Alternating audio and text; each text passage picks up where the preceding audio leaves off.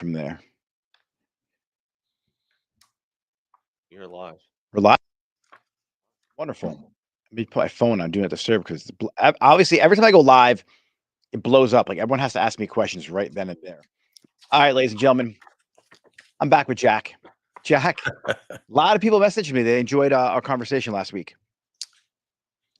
So we're going to kind of do it again, right? Awesome. I'm ready. So today I want to talk about something called career capital. And a lot of people have no idea what that means.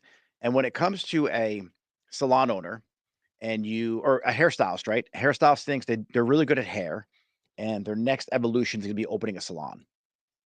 The problem is their career capital's behind the chair. They know how to cut, they know how to color, they know how to have maybe a consultation, obviously. The problem is they don't know how to run a business. A lot of times if they're an employee, they don't have any career capital in that. And so you either need a lot of money to buy the building, buy the salon, rent the space, get the chairs, get the sinks, get all that. That takes capital. That's finance capital. But then you have career capital.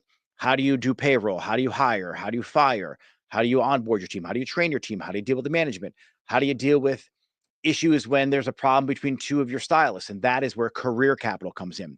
And every phase of our business, and you're involved in this right now, there's career capital because now you're starting a product line. And you got a load of career capital because you worked with another brand before that. But for a hairstylist who is just coming onto the scene of being an owner, there's so much that is involved in just knowing how to run a salon. It's so different.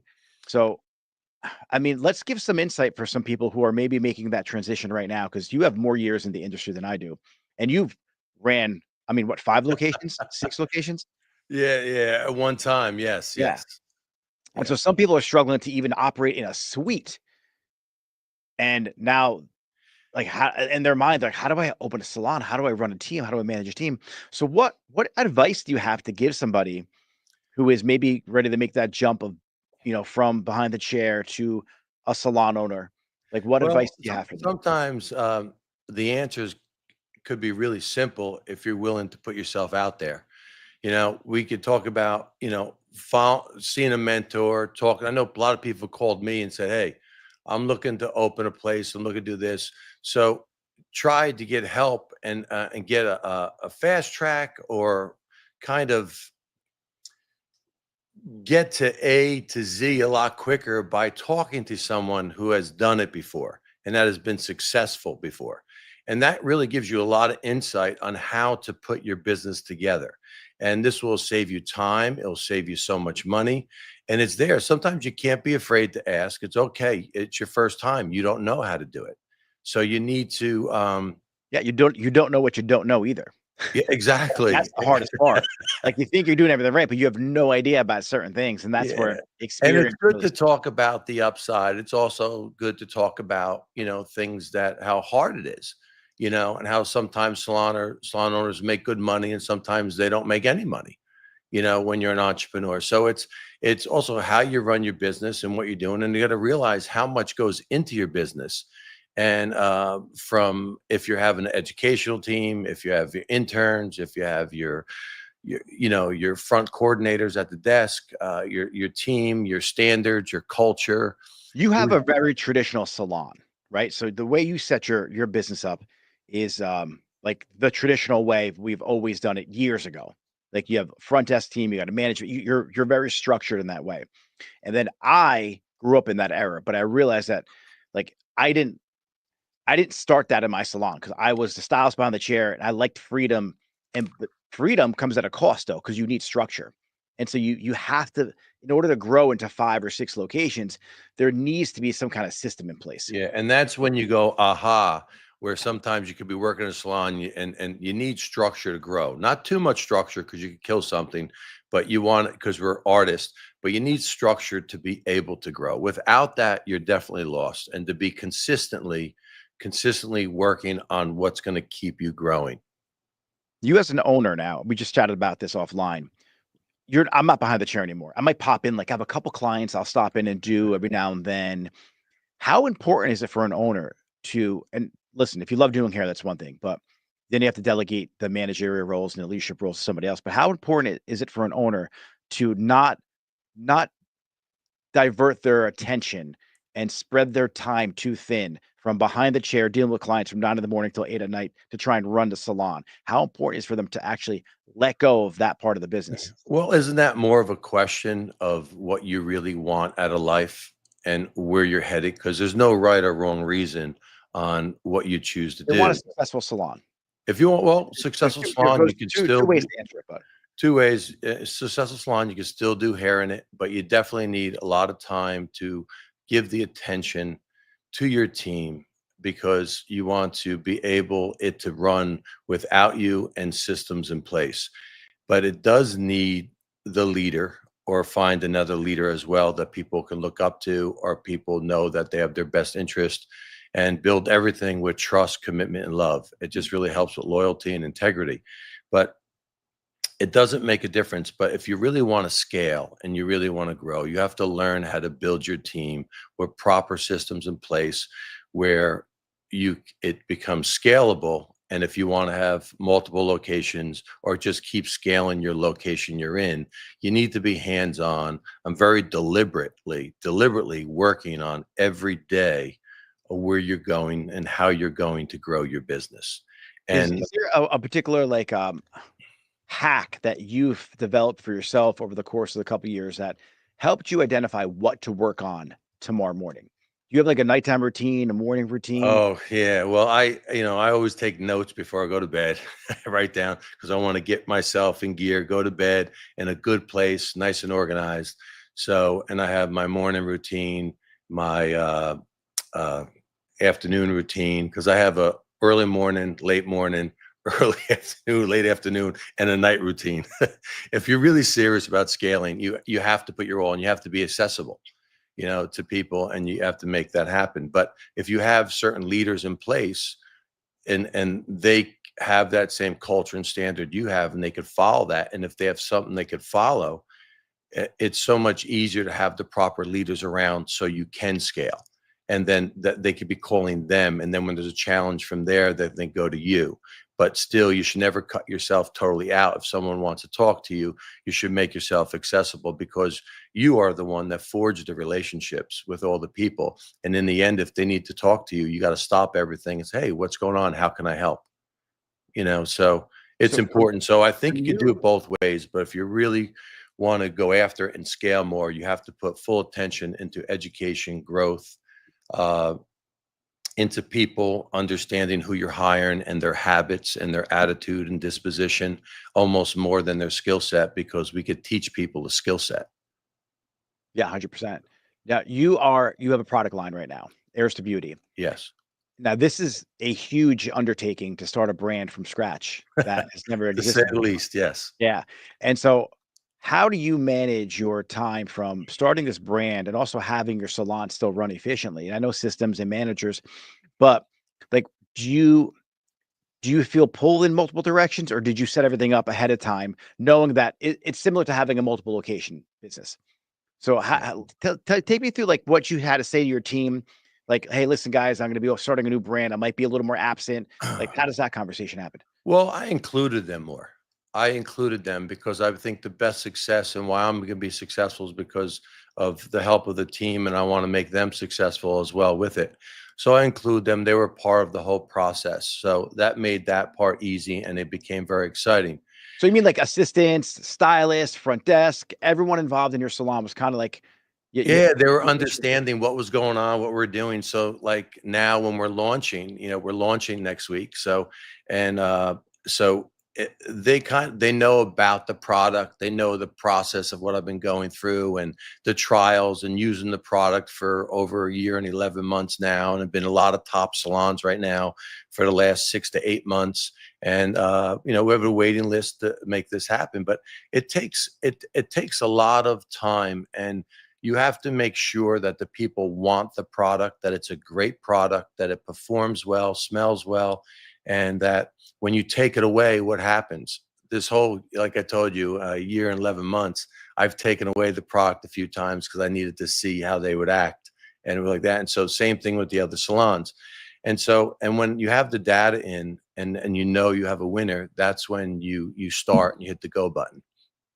But as in my time, dividing up my time, they all knew what I was doing. I was very upfront and honest. And you have to put your different team members in place to make sure to cover you. But it's not for everybody, but I'm a 10 to 16 hour a day guy, and I'm 7 days a week. I try to make my Sundays, if I can. Right now, it's kind of rough, but maybe I get some Sundays off. I work half a day, but I'm always working, so I'm 10 to 16 hours a week. The difference is I love it. I don't feel that like it's work. It's work. It's like passion, and when you're constantly moving forward or going through struggles, it's kind of good when you know the struggles because you can get through them. When you should be nervous is when if something holding you back and you don't know what it is. What if you at least have the obstacle in front of you that knows holding you back? You know you could do something about it and figure out a way to keep going. And and there's setbacks all along the way, and understand that's a part of the process. I want to unpack that a little bit, actually. That was you got some brilliant one-liners, by the way. Okay. Because when you have an obstacle that's stopping you, but you don't know what it is, like there's that. I think that is something that a lot of owners, even just anyone, any business really, not just salon business, but people in general, like there's just something that they can't figure out that's holding them back. And typically it's a belief or a mindset or like, a negative belief, a limited belief. But if they don't know what it is at all, have you ever dealt with that before? How do you deal with that? Like maybe starting the product line or Of when you ever course. had to close Well, the salon I've down? been wanting to do the product line for so long. I never felt so strong about something. But yes, there's always going to be doubt and stuff like that. You just mainly you need a belief system. You need to believe in yourself and what you're doing first and foremost, and have faith in what you're doing, and go after it. But you got to deliberately go after it. And I use deliberate a lot because anything you want to be successful at, you have to be consistently deliberate on following the routines to make yourself successful. So back to the schedule stuff, I have to break up my days. That's why I work so long. It's not really work because I get excited on the process. I get excited on what I'm doing. Once you realize and understand, that's good news. But it is a challenge sometimes, like you just said, when someone can't figure something out. And I think a lot of that is people are afraid to ask for help. Okay. They're afraid to reach out and ask for help. I have a lot of salon owners that call me all the time. I share anything and everything I have because you can't keep anything you can't give away. If you can't give something away, you're never going to be able to keep it for yourself. And it's just a wonderful process. And I can't tell you how many great salon owners out there have helped me in so many ways because you're thinking one way and there's so many other ways to think and other processes and other systems that you can put into place, and you just become a better version of yourself all the time. It's the continual learning process. I may watch a new podcast. I try and learn for an hour every day in the morning, and there's not a time I don't watch anything and get something out of it. It could be like, don't do that. Like, don't do this thing that person said to do because I know it doesn't work. But typically, I spend about an hour a day trying to master one area of my life in business, personal life, health, whatever it may be. But that's just how I continually get better. But it's about people, like you said before, who are afraid to ask. I speak to so many people every day on Instagram in the DMs, and they just they want something handed to them. They think that they're going to buy a course or some kind of a program, and magically their salon's going to turn Hmm. around. Well, He's like, I'm going to talk. I got you on that, and that happens. And just so you know, we all think we can get away with it. Sometimes, me too. I feel the same way, even with the product line and I learned so much. At this point, I want to unlearn things. But what I'm saying is, I realize that anything you do and you really want to be great at it, you got to continuously learn. And then you got to go. And I said, I can't believe I have to learn this now. And I have to be the head to learn that. And like, oh my God. And then so instead of that, say yes. Because once you get through it, like right now, I'm a totally different person than I was a year ago, just because everything that I had to learn. And what an amazing gift that is. I get to do that. I get to go through those struggles. I get the opportunity to make things happen. And like you said, I think where you and a lot of salon owners learn, stylists, is the challenge and the mistakes you make, and then you figure them out. But it's always good to go to a mentor or ask for help from somebody. You don't need to be the one that knows everything. You just don't. And sometimes people think they do because of their status, or they think they should know. And people that come to work with me all the time, I said, listen, I expect that you know nothing, and I'll teach you everything. And I'm sure I'm going to learn a lot from you as well. So it's about being honest with yourself so you can grow. You're talking about 16-hour days, and one of the things I love to talk about is work-life balance. And I feel like, especially in our industry, but this work-life balance facade is such a lie, because if you want to have a successful business, at one point in your life, you need to be unbalanced and go all in. And Yeah. so if you So open a business, you're gonna yeah, have to do 16-hour days, 7 days a week, maybe. yeah, whatever. See, all winners and successful people have one thing in common. Okay, they do whatever it takes. Whatever it takes. Nothing's below you, nothing's above you. You will do whatever it takes. If you're willing to do that and go after it day in and day out, believe me, good things will happen. And about balance, you want to talk about balance? There's really no such thing as balance. Okay. What happens is you're building a business, it's all got to go to the business. Okay. Then you're building a family, it's got to go all into your family. Okay. And then the business hurts or needs, you got to grow. You got to put your all into the business, all into your family. You want to be a good friend, or whatever it is, you could do it. But people have to understand, if you're going to be great at things, okay, you need to be all in. And all in means all in. None of this soft stuff that goes on. I don't like challenging people on that, but owners I challenge all the time. I said you can't be an owner and work, I don't know, This like 40 analogy is hours a well. week or something. Doesn't make Yeah, sense. it's like having a baby, and for anyone who doesn't have a baby, like, you're in for a rude awakening when you do, but your kids are older now, mine are still young. Having a baby, I compare to having a business, for the fact of, when you first have that baby, your first 2 years of your life are pretty much gone. Like, your business, when you first open it up, pretty much, unless it's like you're already established as a business owner. But if it's your first time owning a business, your first 2 years is pretty much gone. You're gonna lose sleep. You are gonna have to nurture that thing, feed that thing, always change the diaper. Like, in the beginning phases of a baby, it can't sit up. So you're literally holding it all the time. That's like your business. It's the same way. And so for a person who's about to open a business, think of it as having a baby. And for women, this is the most difficult part, because for most part, you're the caregiver of your children. So when you have a baby and you just open a salon, wow, expect to have no sleep at all, because you have literally 2 babies at the same time. And that's, I think, the hardest thing to understand. Well, again, it's that balance, and sometimes you can get overwhelmed, and then you have to say, okay, what am I in control of? And then you have to go on what you're control of. The stuff you're not in control of, you really got to try not to worry about it. Put it on your list to keep an eye on it, and try to, encourage it to go the right way. Do you have But any faith? Like, are you, like, religious at all? Catholic, Christian? Do you, like, yes, you you yes, I believe in God. I'm Catholic. I believe in okay. God. I pray every day. I don't go to Yeah. church every day, Yeah. but I pray every day. Yeah, And I ask for a reason, though, because I think people who have a strong faith, or they do pray, and they have a belief in, like, a universal one source or a higher power, they believe in something, right? Jesus, God. It makes things easier, because sometimes you could be like, "All right, I have a strong enough faith. God, I'm gonna put it in your hands right now." And I spoke to a couple business owners who are they're well established, but they're not as stressed as others. And so they do that often. Have you came across anyone like that in your career coming through?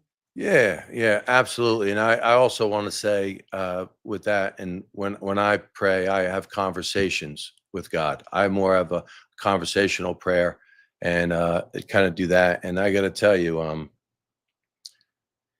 he really knows the right timing for you, and he blocks you, and sometimes you wonder why something didn't work out, because he didn't want that for you. There's other things that are meant for you, and it's pretty awesome.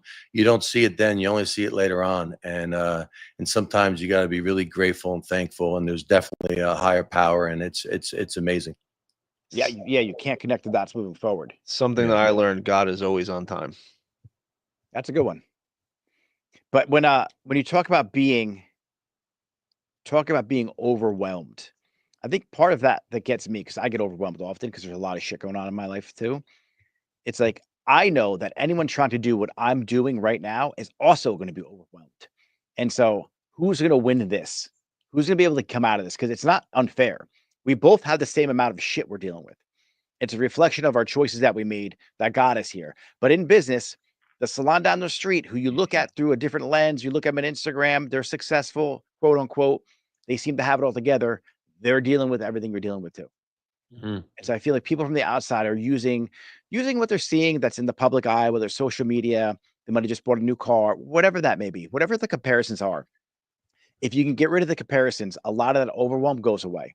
And I think in our industry, Yeah. especially salon owner to salon owner, we see Yeah, people and also me as a salon owner and going more into the manufacturing world and having a brand and a product line. Just so you know, like people could look at me now or be saying, "What does he have?" Let me tell you something. I had some challenges, some really tough challenges, and I had to go through them in my own life as well. So everybody has their own path and everybody has their own story.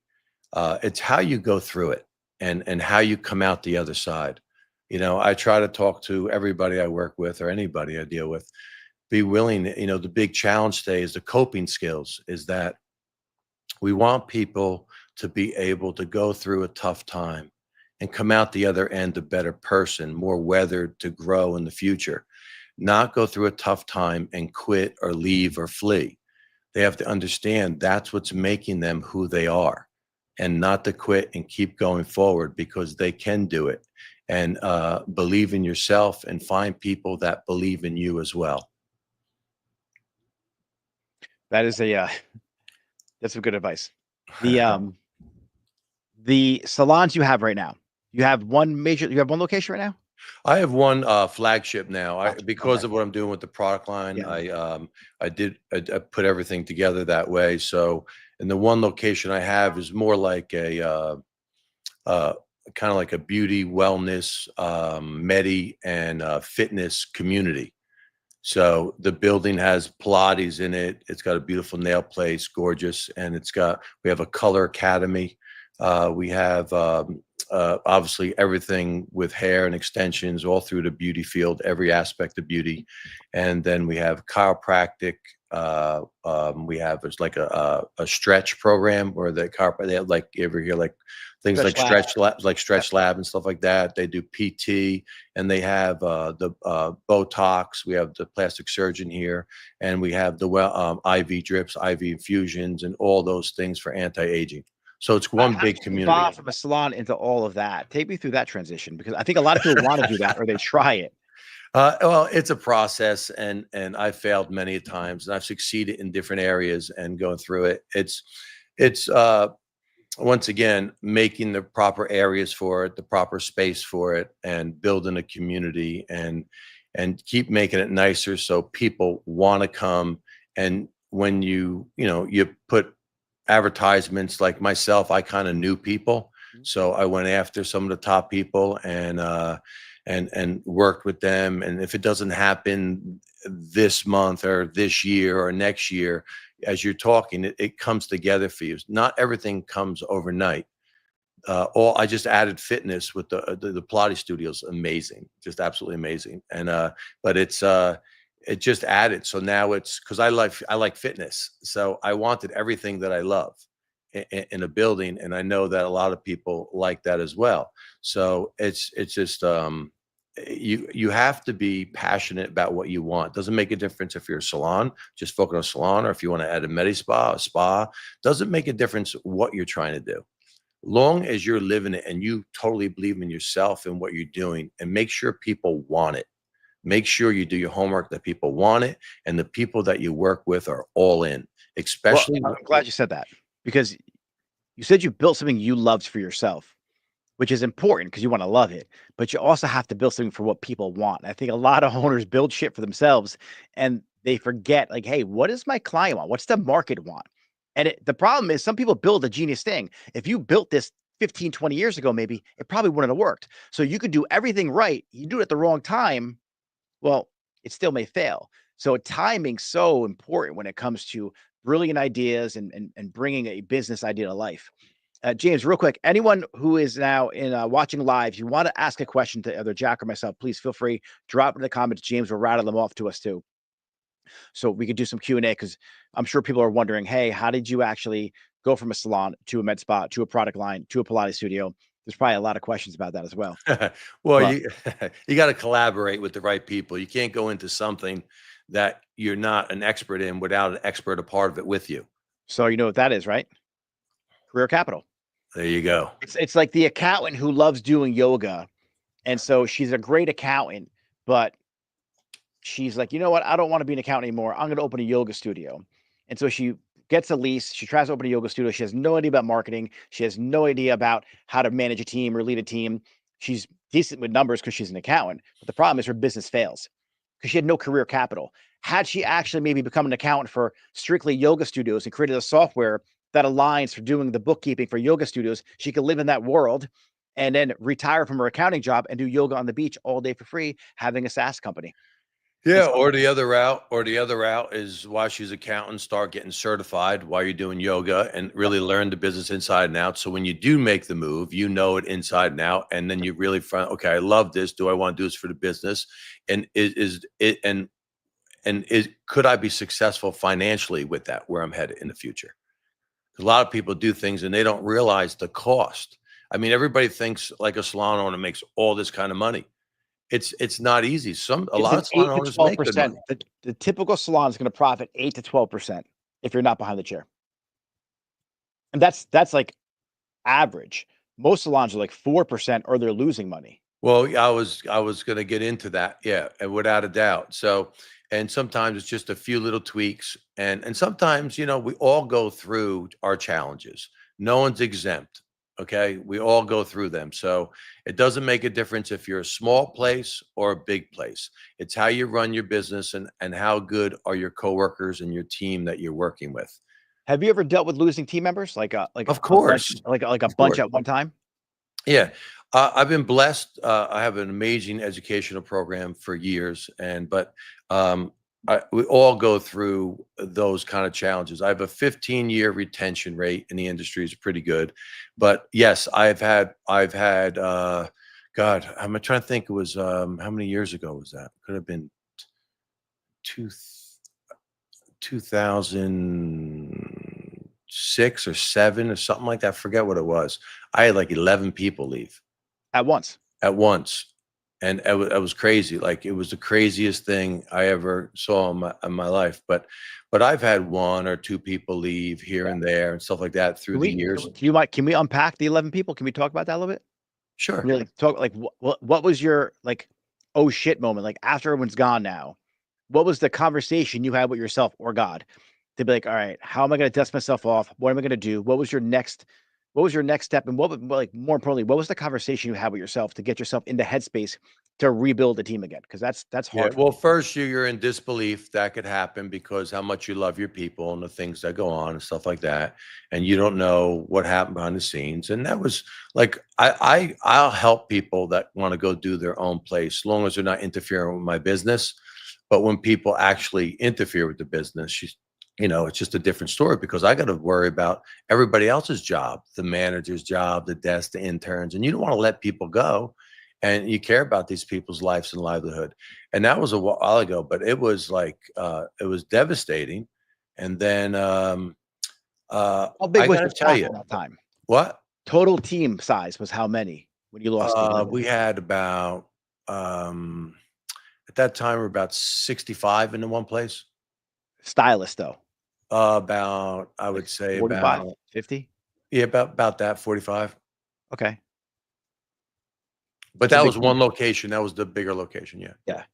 We grew up to like 90 people in that place. But go ahead. And then how long did it take? Because that's still a decent sized team after the 11 left. But Yeah, it is. But I got to tell you though, I had a big place. So the area where it left, it was spooky and weird feeling. It was just like, it messes with your integrity a little bit. And then you go, but it happens, but you would never think something like that would happen.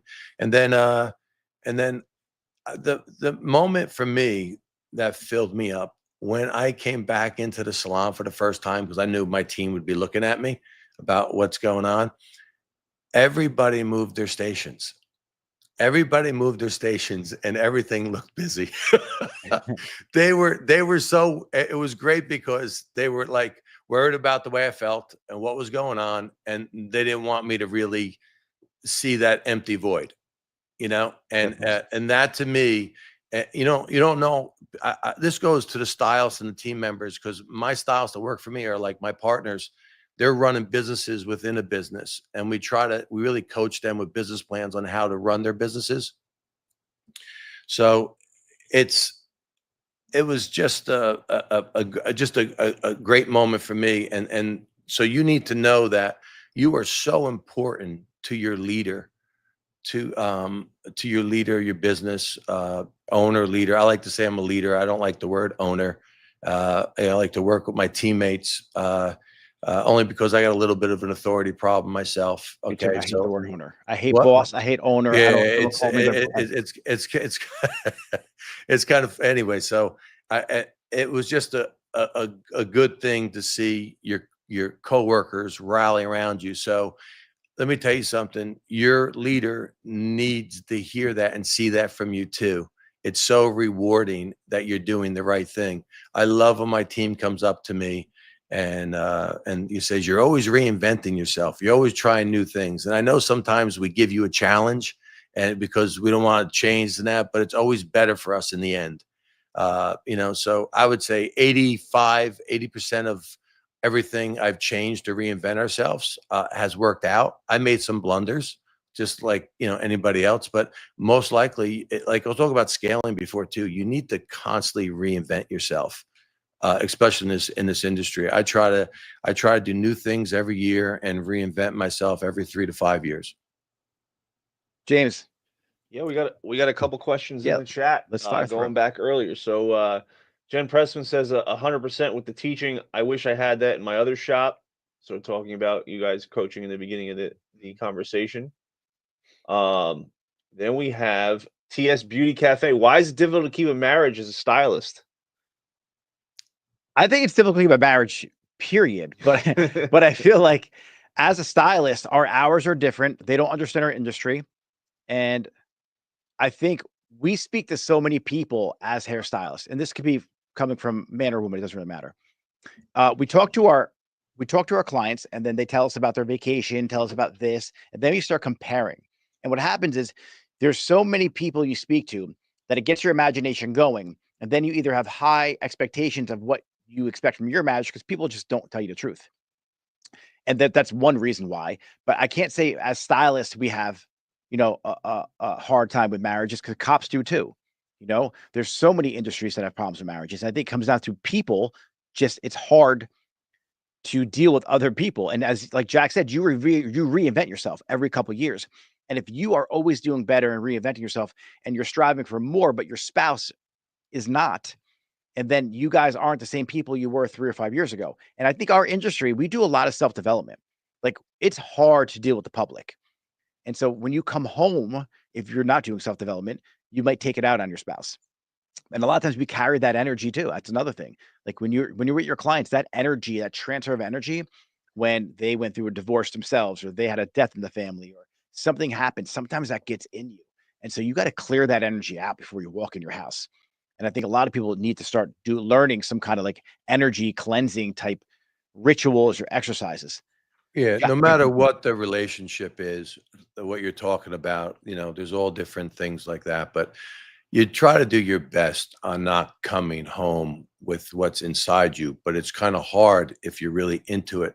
But you got to remember the person you're coming home to is the one that has your back, okay, and is with you, and it's hard, and you can grow apart. You can because you're working on different things. That's why it's also important to include so people understand you're on the same page. But it's tough. But I think that goes for any business that you're really devoting yourself towards. Any business owner. It's like, it doesn't matter. Like, I see so many entrepreneurs go through marriages because it's not easy to be married to an entrepreneur. Like, being married to me is hard. If I didn't have kids, I would work 23 hours a day and sleep for 2. And sleep for 1. Well, it's- thank God we're like kids, because like I feel like I'm a kid. I have Yeah. so much fun with my kid. They're not kids; they're adults now. But even with their friends, and I love it. You know, I feel mentally I'm their age, and I'm silly and all that stuff. But I get it. But that's just life in sense. Once again, it breaks down to communication. Good communication and putting each other first always helps. James, next question. What's Vince smoking? How do I attract career capital? How do you track career capital, or Yeah. how do It says, how do you attract career capital? you don't attract career capital, you earn career capital, right? So it's like, career capital is something, well, actually there's 2 things. You could time collapse your journey by hiring a mentor, learning from a mentor, learning from their mistakes. Like that whole saying, a wise man learns from his own mistakes, a wiser man learns from the mistakes of others. Career capital, however, like that's pretty much that in a nutshell. But I could not do what I do with my business if I didn't have the career capital. So I'll give you a background. I try to, when I in my 20s, after 9/11, I joined the Marine Corps, and then I was like, you know what, I'm done with hair. Went to the Marine Corps, came out, and I was like, what am I gonna do with my life? So I was in and out of hair for a while, and I was on the beach in Dominican Republic, and I was like, I need to find a job from where I can work from anywhere in the world. And then from that point on, I was like, I'm going to start a website because I figure I could do a website from anywhere in the world. And this is 20 years ago now at this point. I'm 46 now. I was 26. It took me 20 years to develop the career capital to make money online without having to be stuck in one place. Now, during that journey, I spent hundreds of thousands of dollars trying to get a website off the ground. My first website I got off the ground, or I tried to, cost me 11 grand. This is 20 years ago now, right? So $11,000 for a website that did not work. And the kid had no idea what he was doing. Like, he might have built it, but I also still had no idea what I was doing. Next one cost me 7,000. So right now I'm 18 grand in the hole, 26, no money at all. Next one was $3,500, but I hired a guy from the Philippines, and I found him on Upwork. This is how long ago this was. He was working for a company. We went offline. We started talking, and I would pay him to coach me, and he would help me. I would make changes. And I didn't realize I was paying him to coach me at the time. I was paying him just to help me build a website and teach me how to build a website. And so fast forward to my mid 30s, when I opened a salon out with my buddy, I took his salon over with him. He wasn't doing that well. It was like not that busy at all. And from my e-commerce store and from me revamping the salon and marketing, we went from like 200 grand a year to like 1.2 million a year, 16 months. That was career capital. It wasn't because I took the salon there in 16 months. I did that a little over a year. It was the 10 years or whatever before that, I got my ass kicked, like trying to start a business, that I learned how to code a website, how to build a website. I learned how to do Google ads, Facebook ads, what local SEO was, what SEO is, what meta tags are. And so for the average salon owner, like, they can't sit into a room with a Google ads expert or an SEO expert and carry a conversation. I could. That's some career capital. And it cost me a lot of money to learn that. So you don't, that's what career capital is in a nutshell. Yeah, you have to learn it or get help from somebody else, and to so you could have that. And well, I think that was the total question, or was he trying to How do you attract attract, people? yeah, how do you attract career capital? Like, how do Oh, you for himself, attract okay. money? It's a different type of thing. Like, Yeah, I just, thought at one second I thought he was maybe saying for other people. How do you attract them? they just have No, to learn. yeah. Yeah. Yeah. Like for Google ads, my first my first thing I did with selling products online was I started my own Shopify store. And my first 3 months, I spent $98,000 on Google ads. And I did not get the return on investment. And I'm also, I go all in. Like Jack, when you said, like, beginning of the conversation, go all in. I Yeah. go all in. Yeah, I'd rather go out in Flames flames say than put my that. head in the sand. You Yeah, gotta no go limit on for my it. credit card, Amex Platinum, Gold, whatever it was, on my ads account, fucking sending it. And I would see sales come in, but I was losing money because I was spending like $26 to acquire a customer, free shipping, free returns. I thought I was Zappos. And then as I started paying this off every month, I'm like, wow, 30 grand one month, 35 grand another month. And that didn't stop there because the free shipping, free returns cost me another couple $100,000 that year too. And so my first year trying to do e-commerce was, 340 grand in the hole. And I was a hairstylist to own a salon. And so I was also trying to get married, buy a house, and own a business. So I learned a lot in those several years. Yeah, And so entrepreneurs are crazy, are crazy, and then have a new idea and we go about it without any less enthusiasm, right? We Yep. just go after it. Yeah, Yeah. but but then you learn from that and like you just don't like a guy like yourself or maybe myself that will go all in, but you also want to make calculated risk and know what you have and talk to other people, and maybe you start off just a little bit slower to see the momentum, find out what works, then go all in. Well, that's what I did when I switched over to teach people how to my mistakes, like in the mentorship, community world, coaching world. I hired mentors from the get-go to teach me how to do it, and I took my time. Like I spent a couple years learning the business Yeah, rather like than Nick, when I was talking to you, was it about a month ago? I was talking to you, and I was just saying there were so many things. I was saying, man, he's got to teach me this. He's got to teach. I really like that, because I'm not good in that area. So already, I'm like saying, I'm not letting Nick get away from me because there's certain areas that I want to learn from him, and I'm ready because I know and feel inside that's the right way. And when you're looking for something and you know someone or get to know someone or you reach out to someone who's really great at something you're not great at, dive in. Don't be afraid. Ask. And or even say, can I hire you to teach me? yeah, 100%. The thing is today, like you look at anyone on any level of like Instagram, YouTube kind of famous influencer-esque, the Gary V's, the Alex Hermosis, the Cody Sanchez's, Layla Hermosi, who else is out there? Even Mr. Beast, right? All these people leave clues. Just follow what they did, watch their videos. They're on podcasts, listen to them. You can just do what people are doing, Yeah. and you can't copycat forever, but success leaves clues. It gives you enough of a blueprint for you to get a head start. Yeah. And when you do anything with anybody or someone teaches you something or says they're an expert, okay, make sure that after they teach you something, say, okay, what happens when this doesn't work or when there's challenges? Because that's where the magic is. Yeah, Right that's there. why people who coach salon owners, and this is not everybody, but people who are just only coaches who never did the business before. The problem is when the thing that you're teaching, the module or the course or the theory, when you teach it, it breaks or it doesn't work. You don't have the real world experience to be like, oh, this is what I did when that happened. This is how you prevent it. Everything else is just theory. So Yeah. you need real world application. And the problem is what worked 25 years ago in our industry doesn't really work as well today. Yeah. The basics do, like the communication, the leadership, but the people are different. Jack, 25 years ago, a stylist couldn't do hair to their house and build up off Instagram. They needed a salon. Yeah. No, I agree. Yeah, You can't use yesterday's tools for today's technology. yeah, Just can't. it's impossible. James, what other questions you got? Yeah. What's Vince smoking? He wants to know how to get in touch with you. I don't know who it's directed towards. So both of you guys. Yeah, Vin, I'm at Nick Mirabella. You're watching probably on my page right now. If he's on Instagram, James, or he's Yeah, on Facebook, Instagram. yeah, message me directly, and we'll hop in a conversation. And then I'll set you up with Jack if you want to talk to him. Next one, James. Seth Mehoff. Mehoff. What? Seth Mehoff, I think his name is. All right. What's the square footage of your current locations? All right. So mine all average around 2,000 square feet. All of mine. Jack.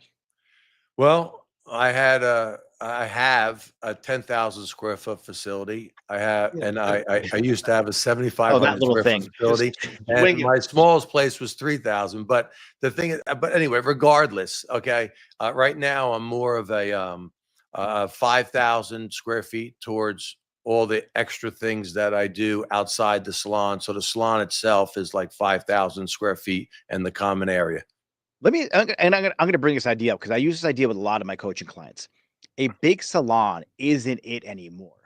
I would much rather see somebody keep their overhead low.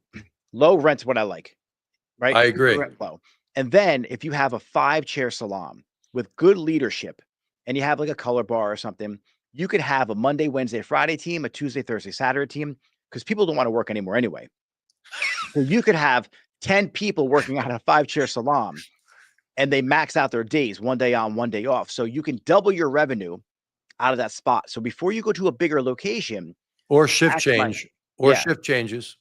9 to 3, 3 to 9. I like the split week because with color, that chair is like it's never gonna end at 3 o'clock because hairstyles always run behind. It's not imperfect. I agree, but either Yeah. way, our Yeah, combination. yeah, you could do a combination of both. Yep. Imagine doing that. You have 20 people working into that thing. So there's other things you could do besides expanding locations and going for size. But I agree, especially not today. If I wasn't so big already, I wouldn't go that big. I would keep something like, I don't know, like 1,500 square feet, perfect. you Yeah, know, right, something like absolutely. that. Make a beautiful diamond. I think it's amazing. Yeah. Next question, James. I'm also noticing that a lot of barbershops around the United States all operate the same way. They're not original and they don't give the client the wow factor. Me as a barber, I have a model that service and ambience that attracts clients. How do you attract people / investors that you can share and they can see your vision? So that's a tough one because investors want to see your money. They want to see what you're doing. Like what's your profit and loss statement? How much money is coming in? What's your revenue potential if you keep on, let's say you're increasing 17% or 30% year after year. So your projected overall growth at 3 years, that investor now can get the return on the investment.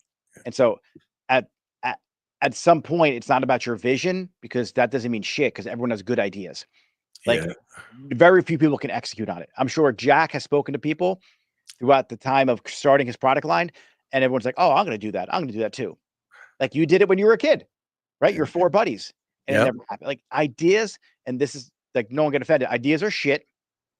Action is everything. Yes. Action. It's also too, we've heard it in the industry and different things. It's massive action.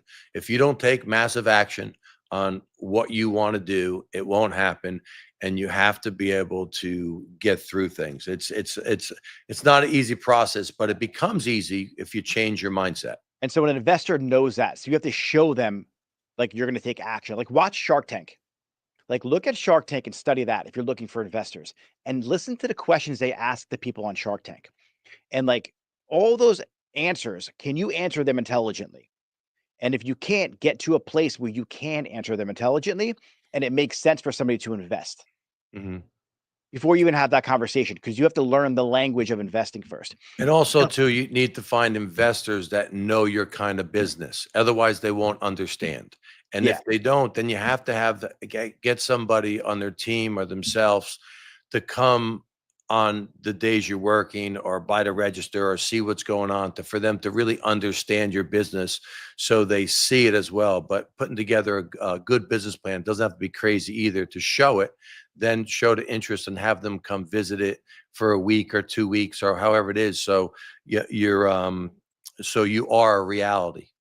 And don't spend too much time on a business plan. Spend more time on the businessman. So make the businessman before you make the business plan. All right, I James, agree. next question. Good advice. What is the average amount of time it takes to take someone out of cosmetology school and have them ready for the floor? I think 6 months to a year. And I'm not saying expert stylist. I'm saying to be efficient behind the chair. I mean, if they're really hungry, they could be on the floor 6 months. But that's dedicated person coming in every day for classes, learning, being a sponge, asking the right questions, participating. And that's all talent too. So if they're talented and they work hard, they can do it in 6 months. Yeah. Well, I take a approach on the capability of the individual. So some people work a little slower, take a little longer. Some people are faster. But I don't have a seniority system, but I have a mindset system. Okay. It's very important that the mindset comes first. I think people can do it in 6 months. We have a fast tracking program that takes people right to 6 months into a chair. We have a self fast tracking as well. If you're not a part of the program, we have our educational classes. Obviously, every week and every day, we're working with people on fast tracking and bring models in. But the true secret to learn is if you're taught something, and we have manuals and booklets, and we run a real academy of teaching interns to give them a great career, and we don't skip chapters. So, and that's a big thing. Some people want to get there, they learn one thing, and then they want to just do that. We teach them everything so they're a well-rounded beauty champion. So, and then if they do this, they could do that in 6 months. But a lot of people, when they come to me, it could be a year. Okay. I had one young lady could have been in the chair. She passed the fast tracking up because she wasn't ready. So that's okay as well. Still have her with her, but because she's going to be great. I have someone else that came in and went through the fast tracking, got a chair, but she's a little bit slower. She's building. Everybody loves her, but she's slower. And the other one that I turned up, she's fast. She's building quick. She's going because she's a little quicker. Now the other one's building up to speed, and it's getting there. Everybody finds their way. It's really up to you. Just can't expect what are you offering to? What time are you going to be put into yourself? Okay. So if you learn something, I tell everybody live models, if we're doing mannequin heads and we go through that, they should buy extra mannequin heads too and practice that haircut at home instead of scrolling for hours. Take an hour out and redo the haircut. Bring a model in, do the haircut. You got to do it over and over and over again. And who cares about mistakes? Mistakes are great. That's how you learn. You just got to keep going. So how fast it takes you is really up to you. If you're in the right environment, okay, and you do the right things and you talk to your educator or leader and say, what do I have to do to do it? But long as you do your end, you should be able to make it depending on your capability and how fast you can learn and put your whole, career together. That's really the whole picture. Yeah, kind of like we said in the beginning, got to go all in. Yeah, you Has have to to. be your life. Yeah. A lot of people want something and want to be a part of something great, or they see the end result, but they don't want to go through what you had to go through to get it. So anybody out there could have exactly anything you want and accomplish everything you want. You just have to be willing to make that choice. And what a great choice. It's a short period of time. Just make the choice, go all in, you get exactly what you want. The time is going to pass anyway. Like Yeah. for people who are worried about business and starting a salon or getting behind the chair, like if you had an idea and you don't take action on it or you drag your feet, 2 years goes quick. And for the younger people listening right now, 2 years is nothing. 4 years is nothing, to be honest with you. But the time is going to pass anyway. So when you get to the 2-year mark or the 6-month mark or whatever mark, aren't you going to be happier that you actually did it? Because then 2 years comes by. It's like prime example. New Year's, I'm going to lose 10 pounds, 20 pounds. Make that resolution January. Here comes April. You're still fat.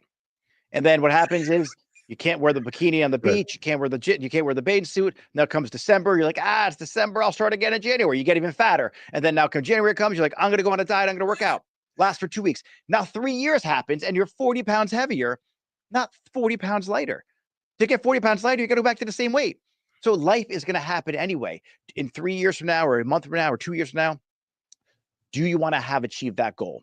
Because the time will pass. Then you have to take the action to get there. Yeah. There's no such thing as, Accidental success. Nobody a lack accidentally of ability. No such thing as lack of ability. It's lack of an action plan, lack of a game plan of what you're doing every single day. If you're not focused on what you're doing every day and every week, it's gonna turn into more and more time.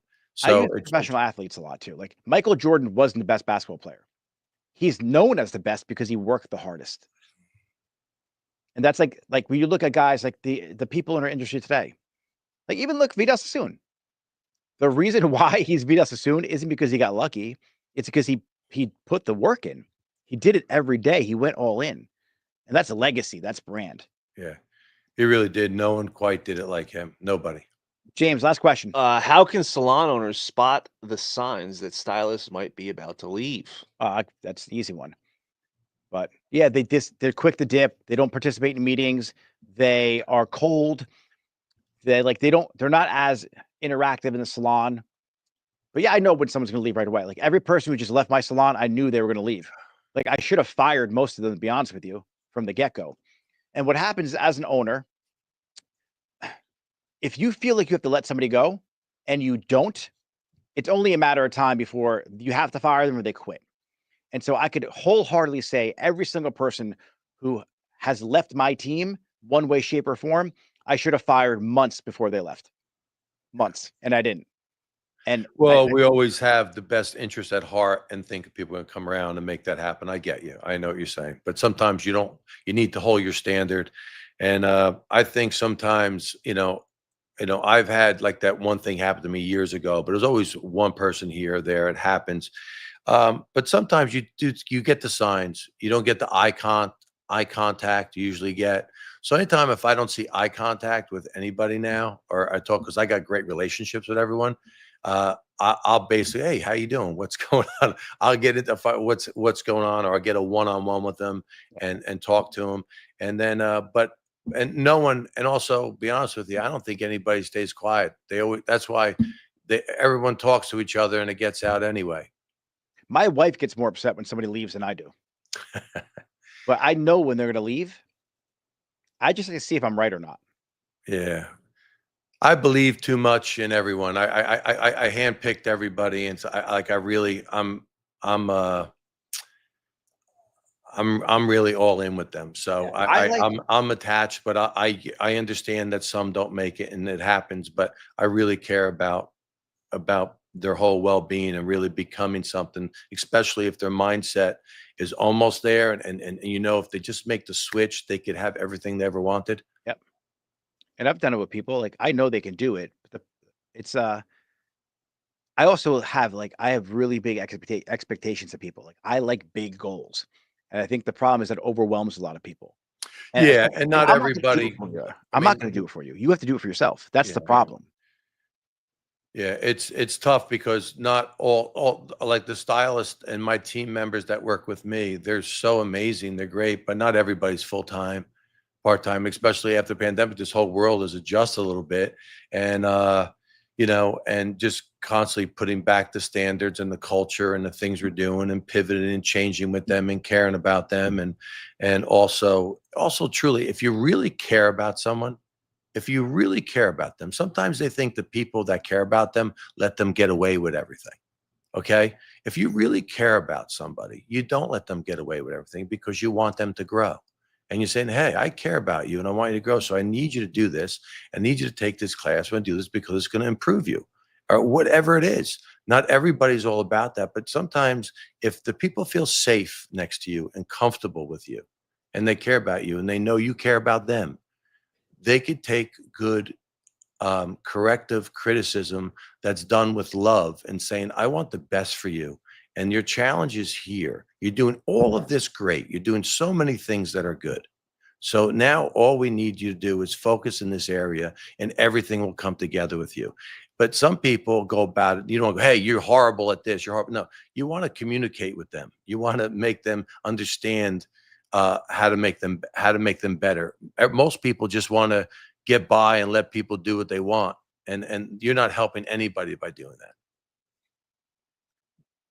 All right, James, we're going to wrap it up. Everybody, thanks for watching. This live is going to be on YouTube in like 5 minutes, to be honest with everyone. And then we're going to cut it up. You'll see the podcast all over the place. If you're watching on our site, thanks for watching. And if you are interested in Jack, wanting to learn about Heir to Beauty, if you want Heirs to to Beauty. and you want to talk to him about anything, he's an open book. So he's at Jack. Jack, what's your Instagram handle? Jack Panico? Jack _Panico. Okay. And And my then- Instagram for Heirs to Beauty is Heirs to Beauty on all social handles. Heirs to Beauty Instagram. And you guys know where to find me. So everyone, thanks for watching. If you're on YouTube, make sure you click subscribe, and see everyone later. All right, take care. Thank you.